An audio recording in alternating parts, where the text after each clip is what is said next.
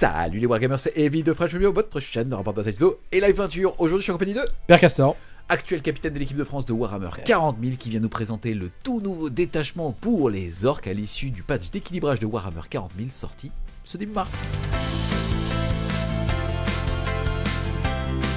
Avant de regarder ce nouveau détachement, petit rappel aussi du changement de coup en point qui a été amené par cette data slate, que les Big Mech avec Shock Attack Gun ont pris 10 points, ils sont maintenant 75, et que les Tank Boosta ont pris 15 points, on est donc à 135, les 6 figurines maintenant.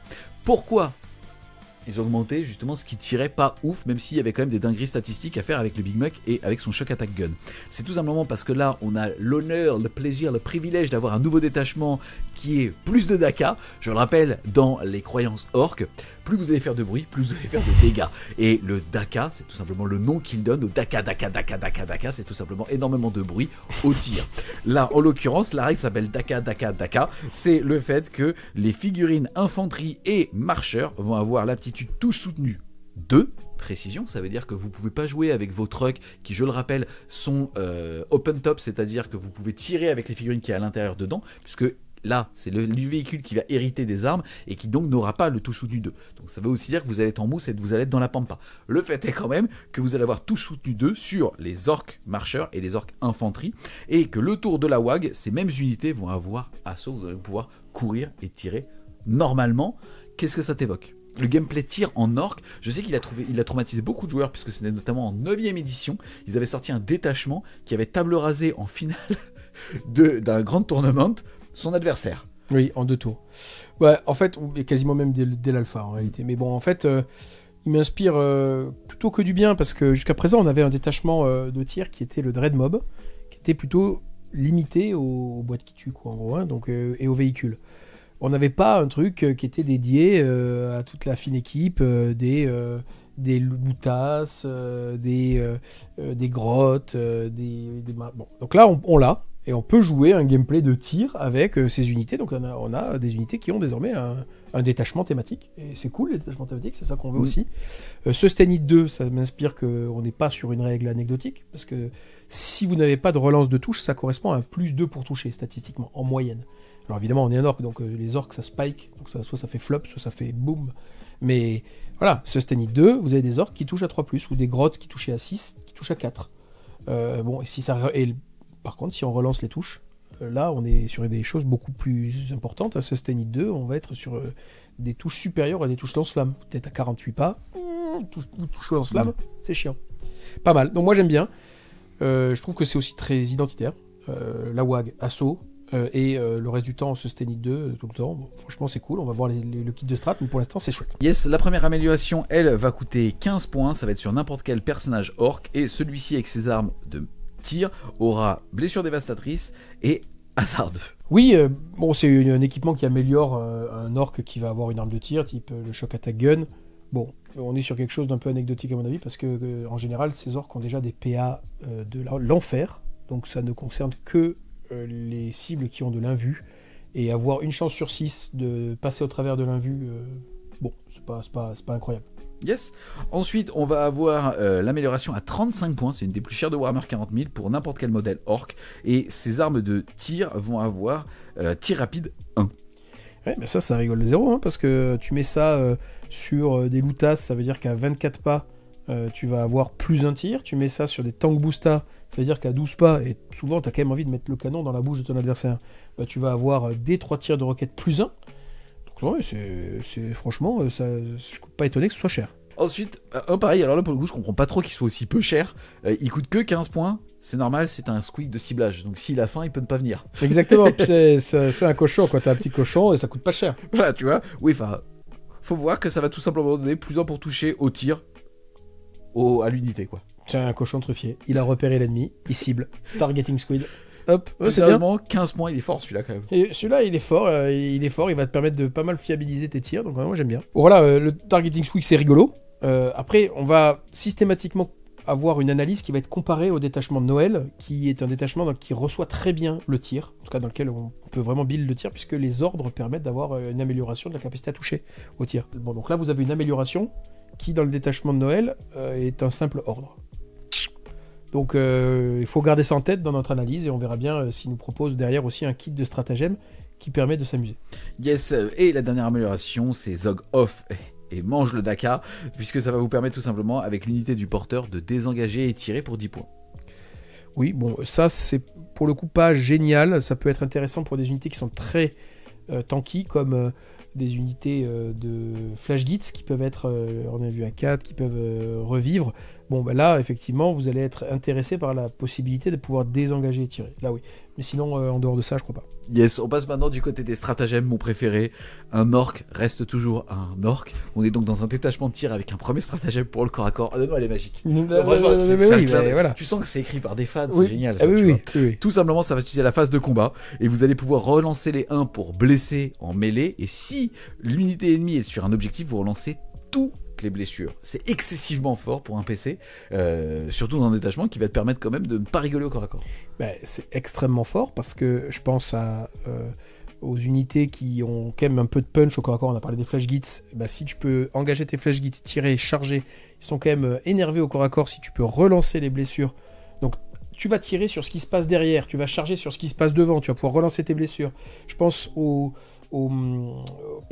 Snaga Boys qui peuvent être dirigés par un Beast Naga qui lui fait des Death Wounds sur les véhicules et les monstres quand ils chargent. Si tu peux relancer tes blessures, ben tu vas être un distributeur de blessures mortelles hallucinant.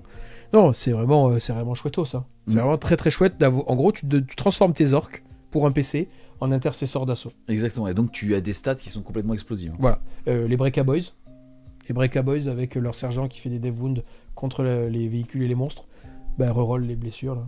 Anti-monstre, anti-véhicule 4, bon bah voilà. Hein.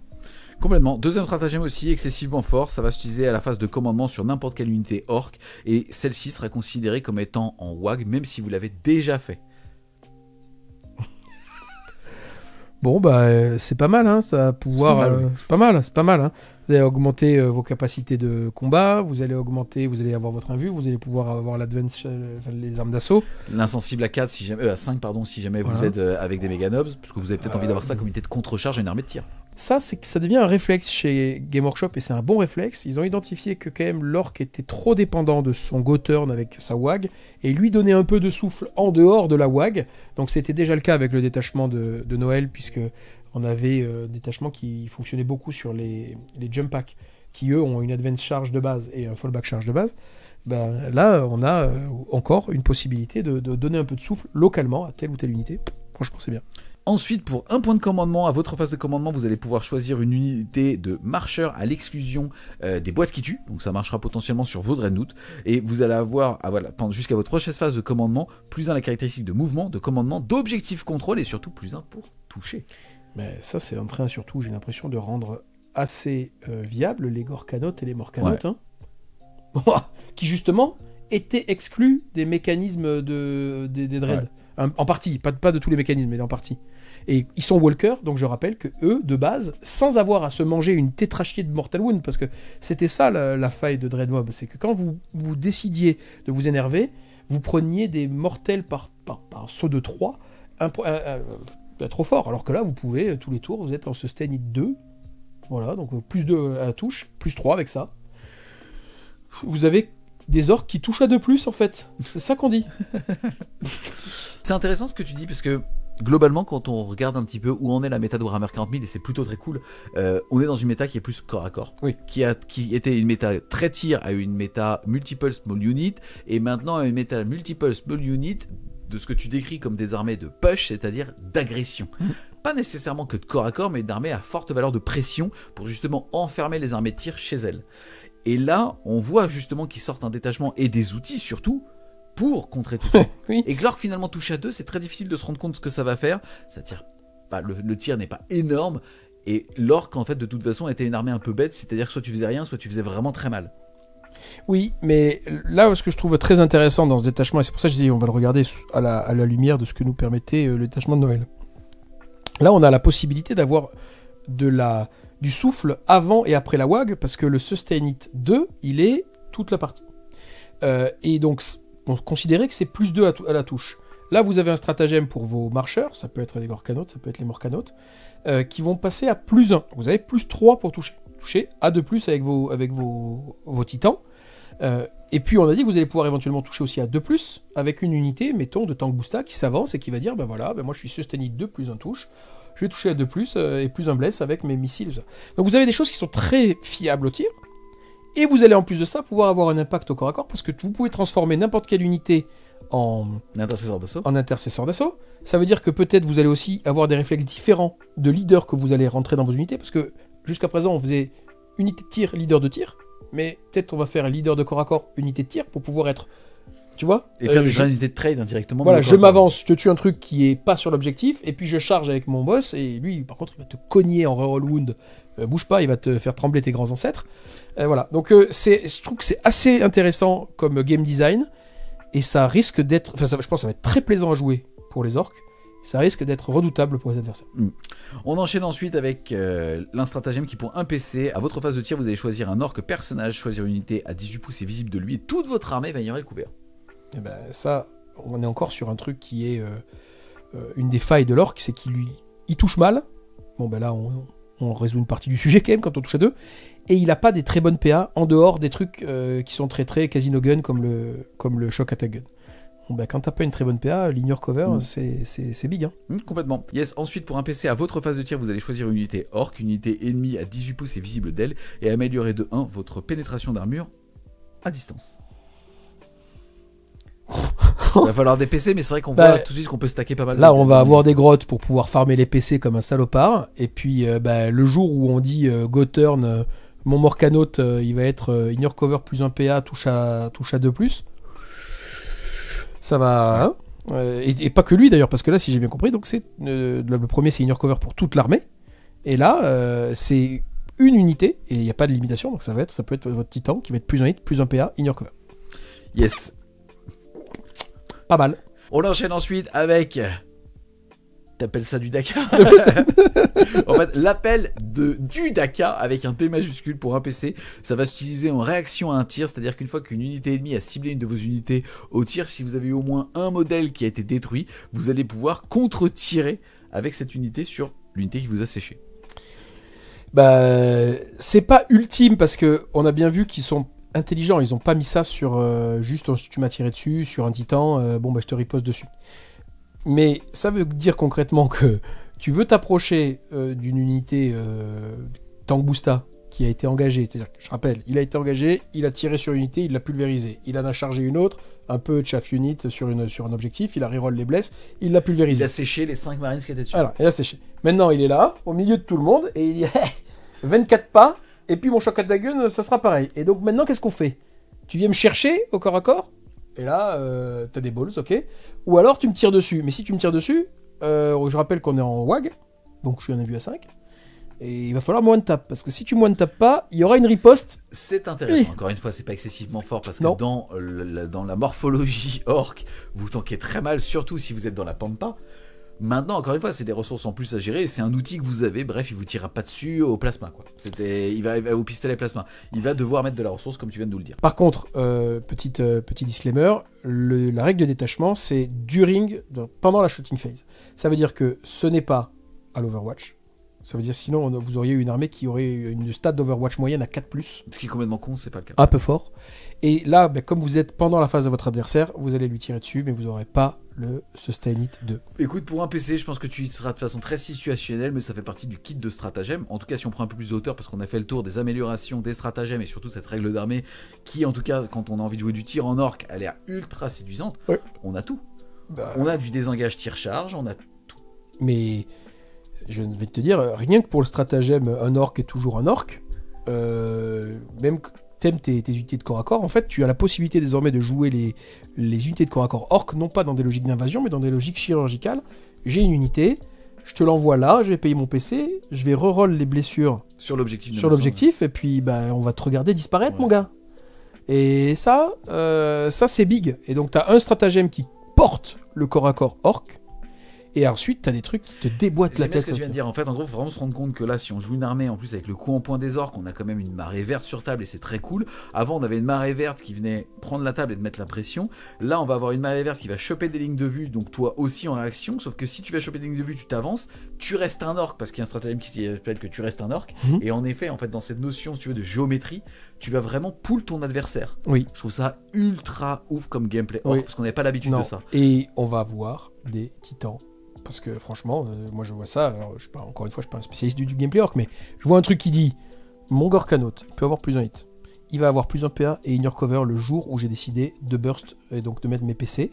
Et il sera sustained 2 baseline. Il va mettre un orteil dans un décor. Il va voir tout, puisque je rappelle, ils sont titans. Donc il ignore les décors.